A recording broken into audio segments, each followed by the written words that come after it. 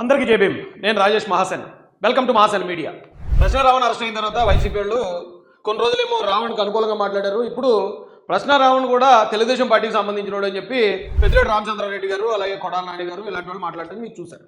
అయితే ఇక్కడ ఉన్న ప్రజలందరూ ఏమనుకుంటారంటే ఓ మీటింగ్ జరిగింది, ఆ మీటింగ్లో కొన్ని వ్యాఖ్యలు చేశారు, ఆ వ్యాఖ్యల వల్ల కొంతమంది కేసులు అయ్యాయి, ఇవన్నీ విడివిడిగా జరిగాయి అనుకుంటారండి. కానీ పవన్ కళ్యాణ్ గారి సినిమా గుడుంబ శంకర్ ఏదో సినిమా, ఆ సినిమాలో ఆయన డైలాగ్ చెప్తాడు, గుడుంబ మూవీస్ సమర్పించు గుడి వెనక నా స్వామి అంటాడు.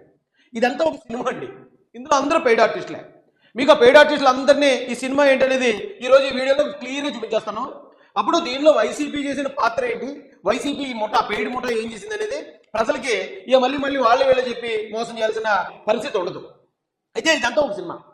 ఈ సినిమాకి డైరెక్టర్ అలాగే నిర్మాత వైఎస్ జగన్మోహన్ రెడ్డి గారు. దీనిలో పాత్రధారులు వేరు. ఇప్పుడు మీరు కొన్ని సినిమాలు చూస్తుంటామండి. ఎగ్జాంపుల్గా రంగస్థలం సినిమా, రామ్ చరణ్ యాజ్ చిట్టిబాబు, అంటే రామ్ చరణ్ గారు చిట్టిబాబు క్యారెక్టర్ వేశారు. అలాగే అది యాజ్ సో అండ్ సో, అలాగా ఎవరెవరైతే ఏ క్యారెక్టర్లు వేశారు అనేది వేస్తుంటారు కదా టైటిల్స్లో. అలాగా ఇవాళ ఆ టైటిల్స్ రూపంలో ఈ మొత్తం సినిమా దళిత క్రైస్తవ గర్జనలో అనే పేరు పెట్టిన ఈ సినిమాకి వైసీపీ పెయిడ్ ఆర్టిస్టులు చేసిన ఈ ఎంటర్టైన్మెంట్ ప్రోగ్రామ్ ఏదైతే ఉందో అది వేళ మీరు చాలా క్లియర్గా చూసేస్తారండి. ముందైతే మాకు సంబంధం లేదని పెద్ద ఆయన అన్నాడు కదా. రావణ నేతడు మా పార్టీకి సంబంధించిన వాడు కాదు. ఆయన ప్రశ్నించింది పవన్ కళ్యాణ్. మరి ఏ విధంగా మేము ఆయన తీసుకొచ్చి ఇక్కడ మాట్లాడించాము? మేము మాట్లాడలేదు కదా. రావణ నేతడు అయితే రావణ ఆయన మాకు సంబంధం లేదన్నాడు కదండి. రండి చూద్దాం రండి. అసలు ఆ సినిమా మొదలైంది ఎక్కడ, ఆర్టిస్టులు ఎవరు, ఆర్టిస్టుల యొక్క పరిచయం కూడా నేను వేళ మీకు చేస్తాను సింపుల్గానే. ఇక మధ్యలో జాడ ఉన్నాడు. దీనికి లీడ్ క్యారెక్టర్ ఆర్టిస్టు జాడ శ్రవణ్ కుమార్ కదా మొత్తం ఈ మీటింగ్ని మొత్తం ముందుకు నడిపించింది. నిర్మాత అయితే జగన్మోహన్ రెడ్డి గారు, అందులో ఏ డౌట్ లేదు. జాడా గారు చెప్పిన ఒక డైలాగు, ఈ డైలాగ్ సంచలనం సృష్టించిందండి సినిమా మొత్తానికి. ఈ డైలాగ్ వల్ల ఇటు దొరికిపోయాడు. 2029 మన ముందున్నటువంటి అసలైన సవాల్ ఒక తలుపు.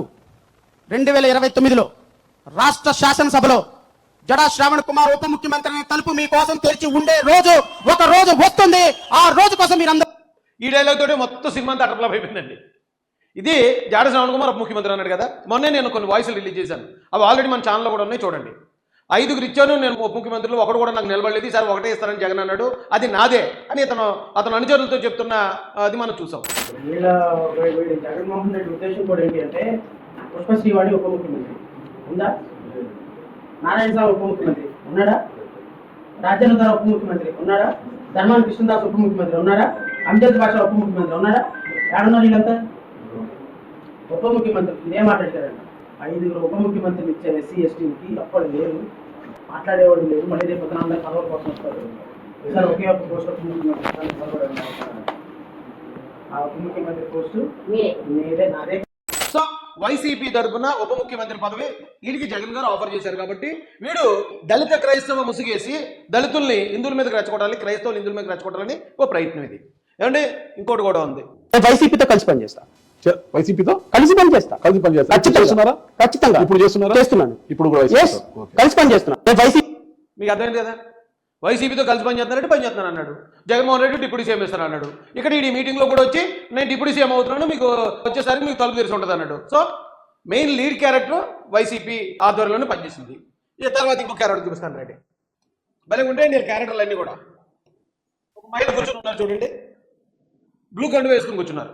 అంటే ఇక్కడ ఈడు జాడ శ్రవణ్ యాజ్ దళిత క్రైస్తవ నాయకుడు, అంటే వైసీపీ పెయిడ్ ఆర్టిస్ట్ అనే జాడ శ్రవణ్ ఎలా యాక్ట్ చేశాడు, ఇక్కడ దళిత క్రైస్తవ నాయకుడిగా యాక్ట్ చేశాడు. అలాగే మచ్చ నాగమల్లేశ్వరి గారు, ఈవిడి ఇప్పుడు ఇక్కడ వేసిన ఈ మీటింగ్లో వేసిన క్యారెక్టర్ ఏంటంటే దళిత నాయకురాలు. కానీ నిజానికి ఈవిడ ఎవరు, జగన్మోహన్ రెడ్డి గారి ఆ పార్టీలో అధికార ప్రతినిధి, రాష్ట్ర అధికార ప్రతినిధి, అఫీషియల్గా రాష్ట్ర అధికార ప్రతినిధి. ఇంకొక 2-3 పదవులు కూడా ఉన్నాయి ఈవిడికి. కానీ ఈవిడి ఆ మీటింగ్లో ప్లే చేసిన రోల్ ఏంటంటే దళిత నాయకురాలు. ఇది గతంలో డ్రామాలో వేసేవారండి, డ్రామా బుక్స్ ఉండేది. ఆ డ్రామా బుక్స్లో పలానా సుబ్బారావు యాజ్ హీరో శరత్ పలానా అలా క్యారెక్టర్లు వేసేవారు చూడండి. సేమ్ అయ్యే క్యారెక్టర్లు వేశారు ఇక్కడ వీళ్ళు. ఏమండి రెండో క్యారెక్టర్ని కూడా పరిచయం చేశాం కదా. మూడో క్యారెక్టర్ని ఎవరిని పరిచయం చేద్దాం? కేఎస్ ప్రసాద్ గారు మీకు తెలుసు కదా. కేఎస్ ప్రసాద్ వైసీపీ కోసం అనుకూలంగా మాట్లాడే వ్యక్తి. అతను దళితుడు కాదు, క్రైస్తవుడు కాదు. ఇక మూడో క్యారెక్టర్, ఇక్కడ క్యారెక్టర్ చూడండి, ఇతని పేరు ఏనుపల్లి కృష్ణ. ఇతను ఇప్పుడు ఈయన్ని తీసుకుని వచ్చి పక్కన ఉన్నాడండి. మొన్న ఈయన ప్రశ్న రావణ్ అరెస్ట్ చేసినప్పుడు టోల్ గేట్ దగ్గర ముగ్గురు రోడ్డు మీద వచ్చి ధర్నా చేస్తున్నప్పుడు రావణ్ నాయకత్వం వర్ధిల్లాలి అని స్లోగన్లు ఇచ్చింది కూడా ఇతనే.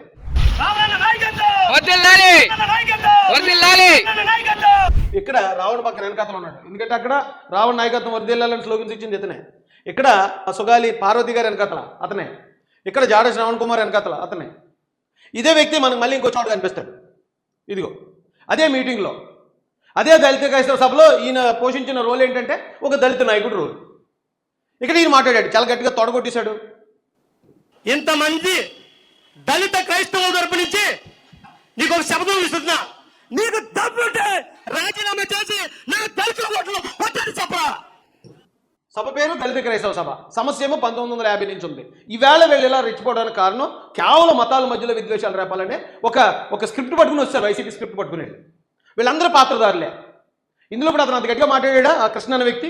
మొన్న మీకు ఒక ఆడియో మీరందరూ వినేసే ఉంటారు. జాడ శ్రవణ్ గారు మీరు అరెస్ట్ అయిపోతే మేము ట్రైన్ తగలబెడతాం, బస్సు తగలబెడతాం, మేము జైలుకి వెళ్ళిపోతాం అని చెప్పి మాట్లాడిన వ్యక్తి అతనే.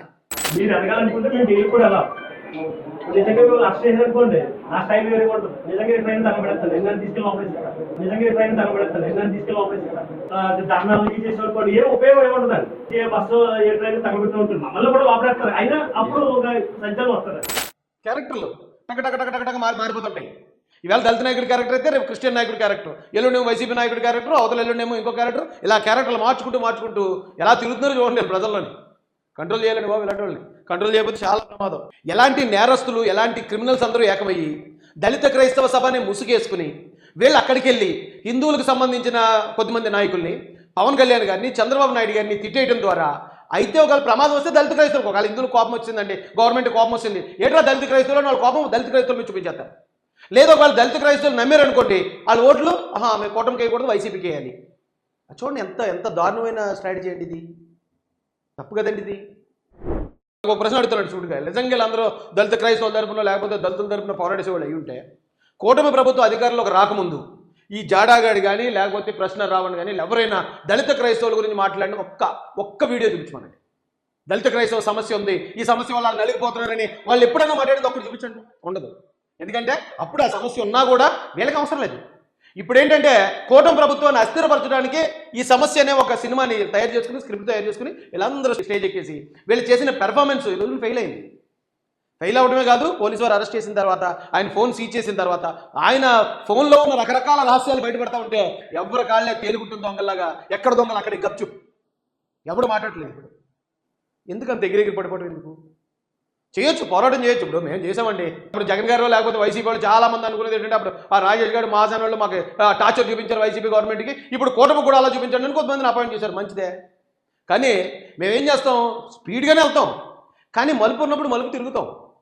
వీళ్ళు ఏం చేస్తున్నారు, రాజేష్ స్పీడ్కి వెళ్ళిపోడు కదా, నీళ్ళ స్పీడ్కి వెళ్ళి మలుపు తిరగకుండా తెల్లకుండా కాళ్ళలో పడిపోతున్నారండి. కేసులు ఇరుక్కుపోతున్నారు, ఎవడ గాడే మొత్తం మటాష్ అయిపోతున్నారు. వెంటనే ఆధారాలతో పాటు దొరికేసి ఎదవన్నారు అయిపోతున్నారు జనాల ముందు. తద్వారా ఏమవుతుంది వైసీపీకి, ఇలాంటి వాళ్ళతో ఇలాంటి స్ట్రాటజీలు చేయించడం వల్ల. నిన్న ఎప్పుడో కానీ జూపూడి ప్రభాకర్ గారు మాట్లాడుతున్నారు, ఎవడు జాడా కోసం, ఎవడన్నా పార్టీ పెడితే సీఎం అవుతున్నాడు, మనోడు డిప్యూటీ సీఎం అవుతున్నాడు అని నవ్వుతున్నాడు ఆయన ఏదో ఎటకారంగానే.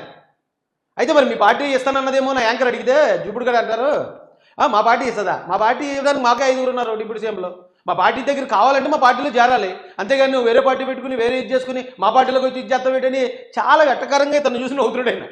నార్మల్ గా రాజకీయ పార్టీ పెట్టుకున్న ఉద్దేశం ఏముంటదంటే నేను ముఖ్యమంత్రిని అవుతానని చెప్పుకుంటాడు. ఓకే, నా పార్టీ పవర్లోకి వస్తుందని చెప్పుకుంటాడు.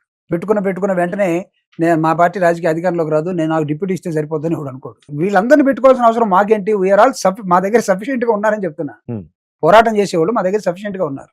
వాళ్ళని చెప్పమనండి, మేము మా దగ్గర లేము, మేము వైసీపీలో చేరామని ఒకవేళ చెబితే మేము చేర్చుకుంటే ఇప్పుడు మా ఊళ్ళో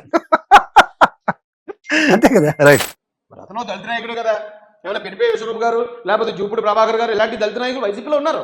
వాళ్ళు ఎవరు మరి ఇలాంటి ఆపరేషన్ ఎందుకు చేయట్లేదు, వాళ్ళు ఎవరు ఇలాంటి దళిత పనులు ఎందుకు చేయట్లేదు? వాళ్ళు కూడా ఉంటుంది కదా, ఇది మా పార్టీకి లేని పని బ్యాట్ మేము ఏళ్ళు తెచ్చేస్తున్నారు పేటీఎం గళ్ళు అని చెప్పేసి వాళ్ళు తిట్టుకుంటున్నారు. అండి వాళ్ళు మాకు సంబంధం లేదు, జాడగడ్ మాకు సంబంధం లేదు అన్నాడు ఆయన, ఎవరో జూపూడి ప్రభాకర్ గారు అయితేనే. ఇది ఈ పెయిడ్ ఆర్టిస్టులు మొత్తం కలిసి చేసే పెయిడ్ పని. ఇప్పుడు వీళ్ళందరికీ కూడా సమస్య సంబంధం లేదండి. ఇప్పుడు ఎందుకు ఎగ్జాంపుల్ అంబటి రాంబాబు ఉన్నాడు, నేనేం కాపుల గురించి రాలేదు, నేనేం కాపు నాయకుడిని కాదని చెప్పిన వీడియో మనందరం చూసాం. నేను కాపు కులం కోసమే పుట్టినటువంటి వ్యక్తిని కాదు, కాపు కులం కోసమే రాజకీయాలు చేస్తున్న వ్యక్తిని కాదు, అంటే కాపు కులతత్వవాదం అలకెక్కిన వ్యక్తిని కాదు. మొన్న సాయి కృష్ణ రౌడీ షీట్ జరిగినట్టు ఏమన్నాడు, కాపులందరూ ఏకం ఇవ్వాలంటే. పోలీస్ స్టేషన్ లో మర్డర్ జరిగి బూడిద చేస్తే ప్రభుత్వం దాన్ని కప్పిపుచ్చడానికి ప్రయత్నం చేస్తుంది. మేమందరం కాపు కులం పేరు మీద వెళ్ళాం అనుకోండి, తప్పేంటని అడుగుతా ఉన్నాం. కులంగా వెళ్ళి మేము మాట్లాడుతున్నాం, అతను కాపు కులం కాబట్టే ఇలా జరిగింది అనేది మేము చెప్పదలుచుకున్నాం. అంతకుముందు తిరుమల లడ్డు విషయం డైవర్ట్ చేయడానికి ఏం చేశాడు, చంద్రబాబు నాయుడు గారిని తిట్టేసి అతను కాపు కాబట్టి కాపుల మీద దాడి జరిగింది, మా కాపులు అందరూ వచ్చేలా అంటున్నాడు. అంటే ఇప్పుడు ఆయన ప్లే చేసే రోల్ పేరు అంబటి రాంబాబు, ప్లేడ్ యాజ్ కాపు నాయకుడు.